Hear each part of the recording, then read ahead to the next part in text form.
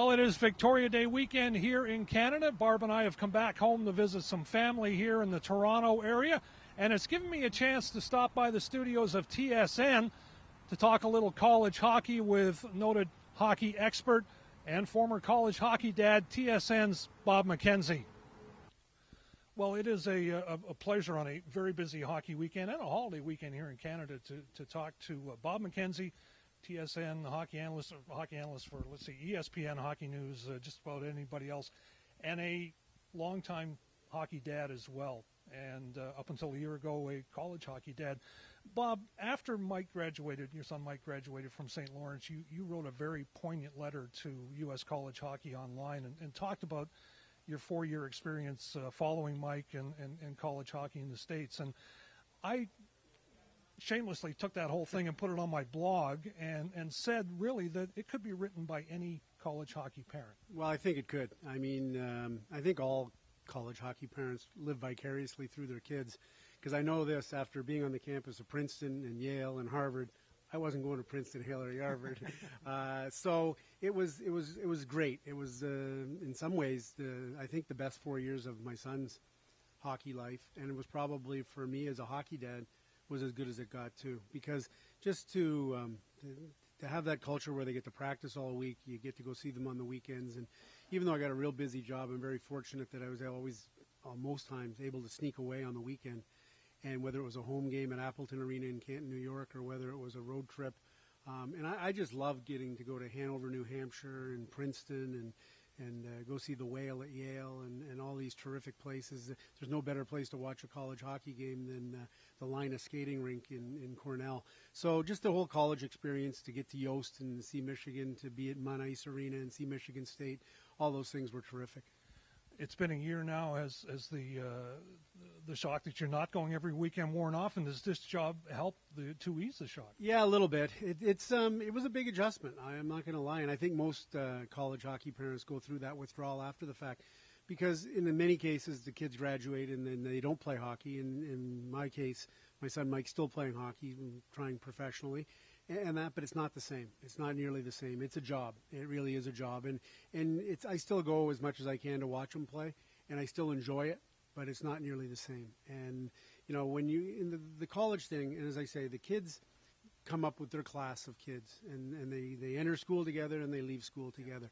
And well, for the parents that travel the road all over the place, it's the same sort of thing. So we made some terrific friends, the classmates of Mike's that came into St. Lawrence at the same time. Well, we came in as parents at the same time. We got to know them very well, and we're still good friends with them. And we vacation with them in the summer, and we try to hook up over the course of the winter. But it's not the same because you don't see them as often.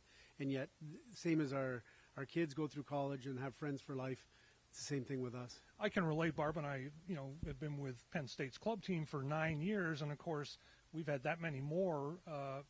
Now we're seeing them. They're turning 30, they're getting married, they've got kids, and it's making me, and I'm not sure about Barb, I won't speak for her, but certainly feeling old, but feeling proud, and it is the friendships that you keep, despite the fact that, That's what it's all about, and I think that's true of the hockey as well for the kids, and that, because the hockey will stop one day, and so as I say, for some it stops immediately as soon as college is ended. For others, they'll go on for a good long time, or a year or two, or whatever the case may be.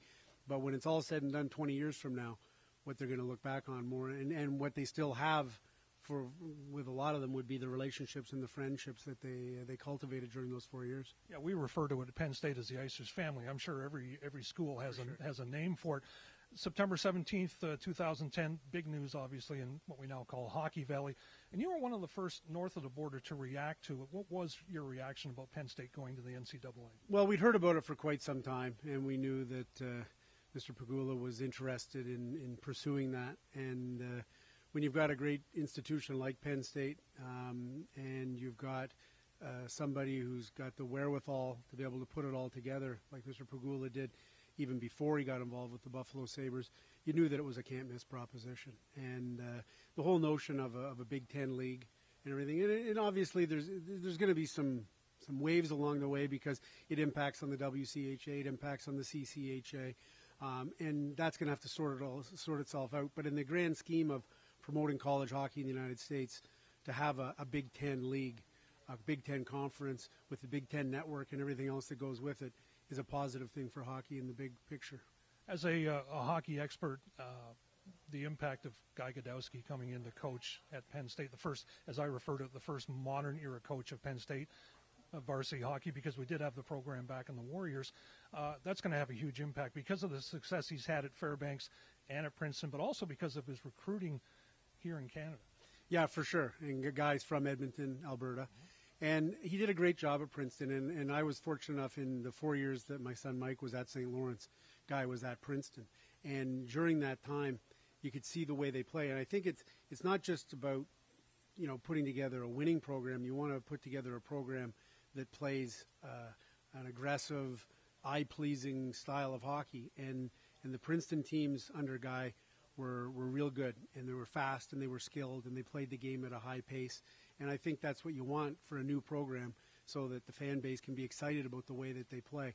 And obviously, for a guy like Guy, there's obviously limitations as to what you can and can't do with recruiting when you're the head coach at Princeton. It's a difficult school to get into, and with the Ivy League restrictions and everything else that go with it. So I think going to Penn State will probably allow him to broaden his horizons a little bit too. And I don't think there's any question by the time it's all said and done, Penn State will be a marquee program. When you wrote that letter at the end of Mike's career last year, you talked about the decision he had to make. Was he going to play major junior here in Canada or go the college route in the U.S., which he obviously did. And you compared the two. You said it was apples and oranges. College Hockey Inc. Over the past few months has made great pushes here into Canada to try and get more Canadian boys to take a look at the NCAA as opposed to major junior. You still feel that it is apples and oranges? Well, yeah, I think it really is important to look at that whole decision on a case-by-case basis. I don't think there's one-size-fits-all that everybody should go to junior hockey or everybody should go to college hockey. I think it really depends. In the case of my son, it was an easy choice in the sense that at age 16, even at age 17, he probably wasn't ready to play in the Ontario Hockey League, and it would have been really counterproductive for him to go and do that. Now, having said that, there's a calculated risk involved, because to wait as long as he didn't go into St. Lawrence until he was a 20-year-old freshman. He didn't get committed until he was coming up as a 19-year-old. And by that point in time, he was a bit of a late bloomer and was starting to come on, but it was almost too late at that point to go to the OHL, and yet he didn't get a lot of offers. He had a lot of interest when he was 16 and 17 from all these schools, but one by one they kind of dropped off in terms of the scholarships. And by the time it was all said and done, St. Lawrence was the only one left standing. So he was very fortunate. He easily could have ended up not getting a Division I offer and had a contingency plan to go play Division III at Oswego. And it may have done that, and that would have been fine too. But it's not easy to get a scholarship, and it's getting harder and harder all the time, especially for Canadian kids, because more and more U.S. schools are going with homegrown talent, which is fine, and there's no problem with that. But that's why each individual player. I'll tell you what, if my kid was a phenom who was the best player in Ontario and that, I'd probably put him in the OHL.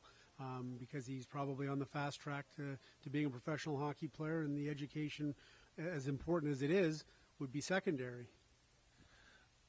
You talked about the growth of hockey in the U.S., which leads to my next question. I'll put your expert's hat back on.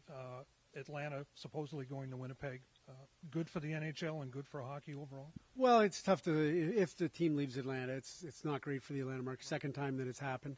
And it's unfortunate because, whenever these teams, whether it's Phoenix or Atlanta, these troubled NHL markets where ownership is getting tired of losing money, you always say, is it the market or is it the fact that in their entire history, the Atlanta Thrashers only ever made the playoffs once and they lost 4 straight to the New York Rangers? So it's tough to know where to draw that line. And you don't really want to lose major U.S. markets like Atlanta and Phoenix, because the NHL still believes in having a big footprint all over the United States, ostensibly, I guess, for television reasons, but also just because that just makes sense. That's what you want to do. So, but at the same time, Winnipeg, they had a team, they lost it, they know what it feels like, and they've got a building, and they look as though they're ready to get back in. Judging by the demonstration they had at Portage in Maine over the weekend, I guess that it sure does look like they're ready, and they want hockey back in the Peg. Yeah, they most certainly do, and I think they'd be fine with it. But any franchise, and I don't care what side of the border, big or small, if you have a 10 or 12-year period and you don't make the playoffs, or you make them a couple of times and you don't get out of the first round, you're going to have a tough time selling tickets. You're going to have a tough time making money. Except for this place downtown here in Toronto.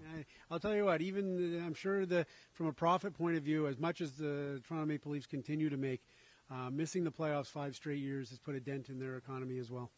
Last question, because I know you got a lot of work to do before this playoff game this afternoon between Tampa and Boston.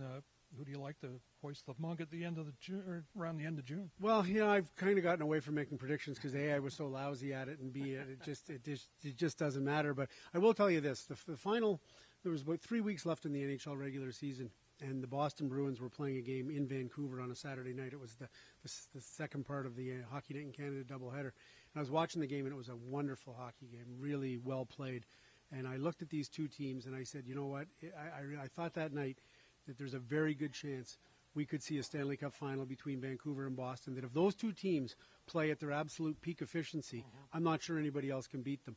And right now, the potential is there for that to happen, but San Jose won't go quietly, and neither will Tampa. A lot of New England players have played at Penn State. You just made them very happy. Bob, thanks very much for taking the time to talk to us. Hey, my pleasure. Thanks very much.